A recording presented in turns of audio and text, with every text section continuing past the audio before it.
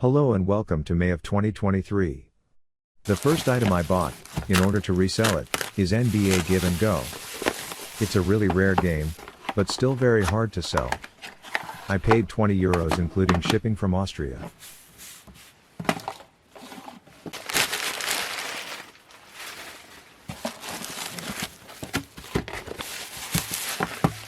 The next game I bought is a French/German SimCity.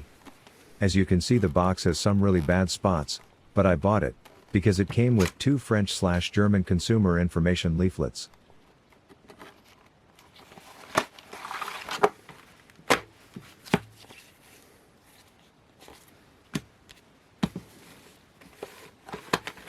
Next up is a purchase I probably should stop doing in future. I bought Super Street Fighter, US version. When buying a game for the sole purpose of selling it afterwards, you need a good amount of money you earn, or else the work and risk isn't worth it. I paid €42 for it. Making this a good purchase means that I will have to sell it at least for €90, because of eBay fees, taxes and the risk and work put into it. Selling it for €90 is hard. Watch my reaction here after I opened the Super Mario All-Stars. Why did I buy this? I forgot. After I stopped recording, I found the original receipt inside the manual. That's why I bought it. When I was talking to my car mechanic about Nintendo, he told me that he still owns his old games from his childhood. A week later he gave me this Zero game for me to sell it. The manual was missing, so I had to buy a new one.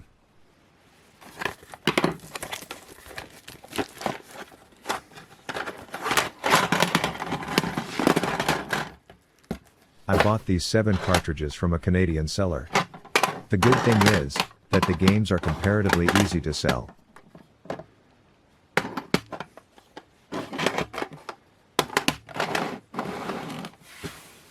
The next purchase is a steal. I bought this boxed Super Mario World from a Swedish seller for €67 including shipping. I sold it for €300.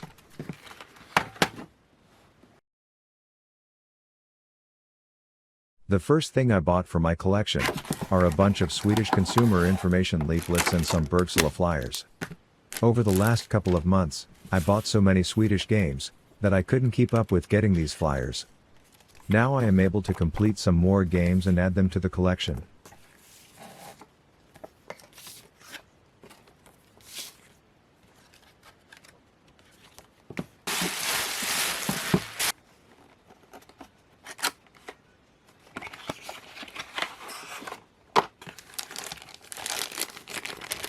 The next purchase is a bundle of 2 UK versions which I haven't collected yet. Krusty's Super Fun House and Pushover. I will show you all the different versions I have of both games.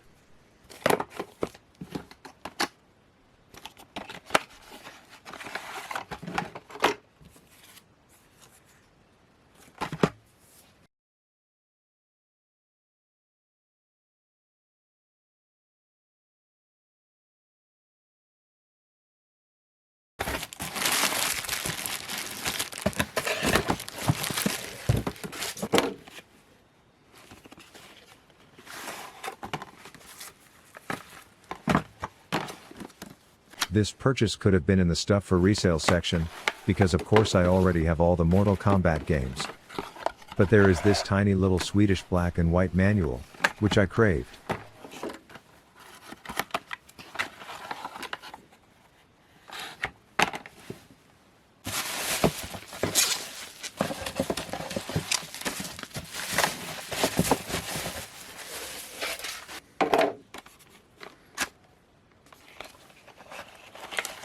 The next purchase is one of my absolute highlights.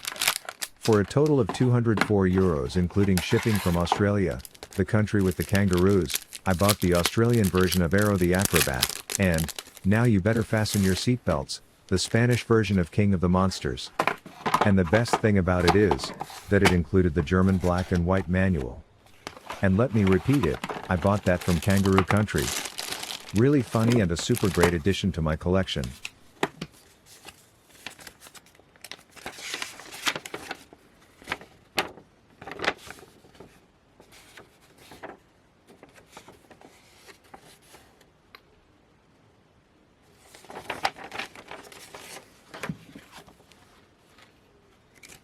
So now I have both existing versions of King of Dragons, the German and the Spanish ones, and all existing versions of Aero the Acrobat. Here I made a great condition upgrade for a hard-to-get game, Super Turrican. I bought a loose box and manual in very good condition and will now get rid of the worst ones from my collection. Note that the French/Dutch version is much harder to come by than the German one.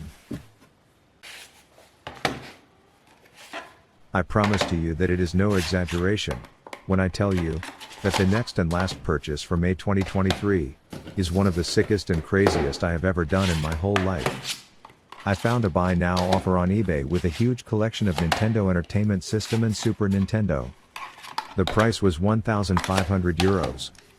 After a quick watch I decided that the collection was much more worth than that, so I bought it and paid. After that I saw that it was pickup only. No shipping.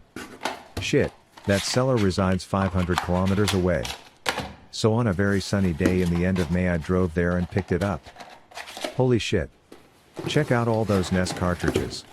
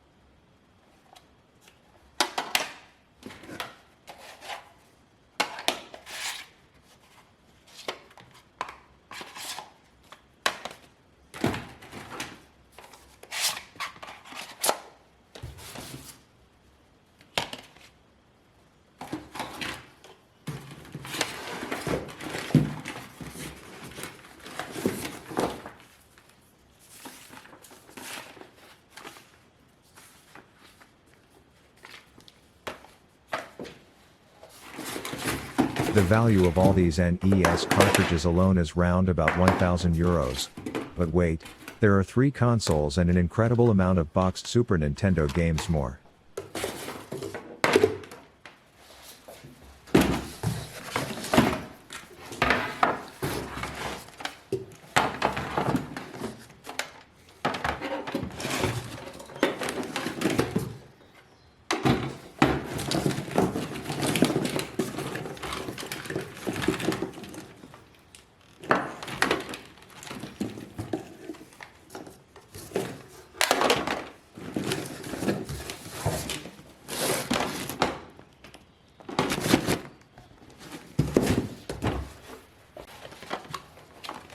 Okay, let's start with the Super Nintendo games. It's sad and funny at the same time that most of the games don't have a manual.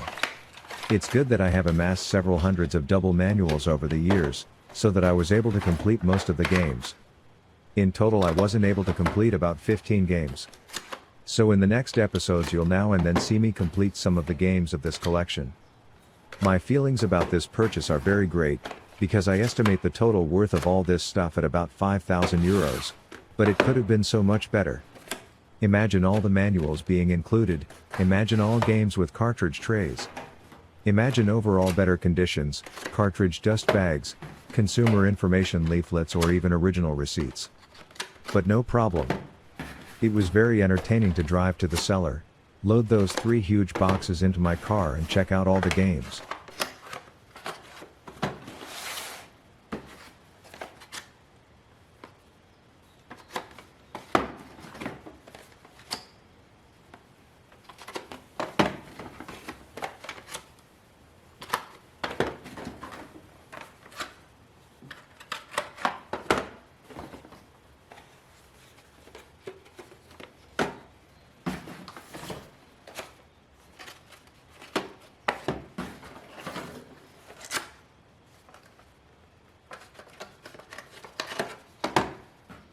As you can see, the sets contains many standard games, which aren't very special. Games that everyone had back in the days. But there are also some really nice games, like Harvest Moon, 2 Zelda games, all 3 of the Bomberman games and many more. I am sorting the games by PAL code. The Euro ones I put to the left. The German versions are the ones in the middle and other versions are on the right, like Super Dan E, Dragon's Lair. I hope you enjoy this as much as I did.